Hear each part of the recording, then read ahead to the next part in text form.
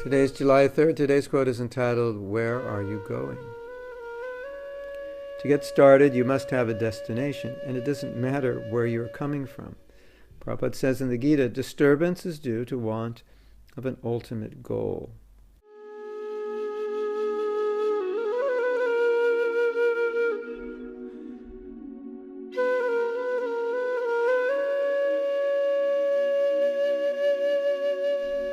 A lot of times we have a problem. We get hung up with the fact that although I have a goal, I'm looking at where I've come from, and then I'm getting sidetracked or undermined by the fact that I'm not coming from what I think is a good place in order to achieve the goal. But that doesn't work. It doesn't make sense. We shouldn't look at where we're coming from. We should look at where we want to go. And the point is that if you look at where you want to go and you're focused on it and you're determined, Krishna will give you ability, facility, and intelligence, despite where you've come from. But if you look where you've come from and thinking, oh, well, I have inabilities, handicaps, and I haven't been able to do it in the past, so probably I'm not going to succeed in the future, then that's probably what's going to happen. So the idea of this quote is, if you're focused on a goal, you'll be inspired. And if you allow yourself to work towards that goal without consideration of where you've come from, the chances of succeeding are far greater than if you dwell on the disqualifications. Well, I haven't been able to do this well yet, so it probably means I never will be able to. Now, some cases that could be true. But in many cases it's not true. I mean, you may be trying to do something you actually have no qualification whatsoever to do. Yeah, that could be a problem.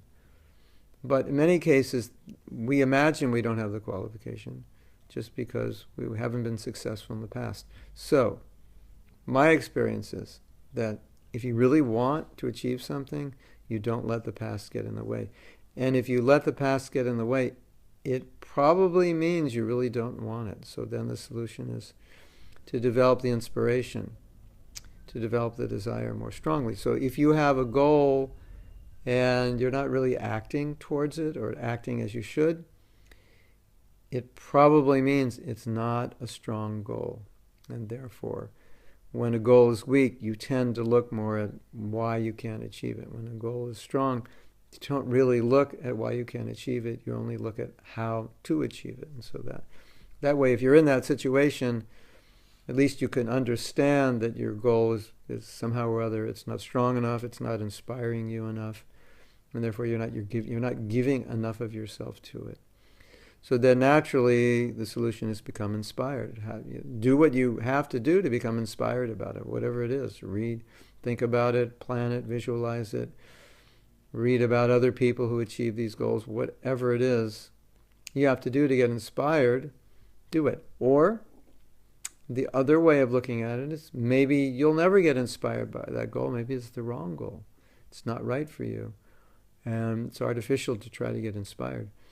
But whatever the case may be, goals have to be inspiring. Otherwise, you will notice you tend to focus on the obstacles, why you can't do it. And whenever you do, you should know that probably that means that goal that doesn't have a lot of energy in your life.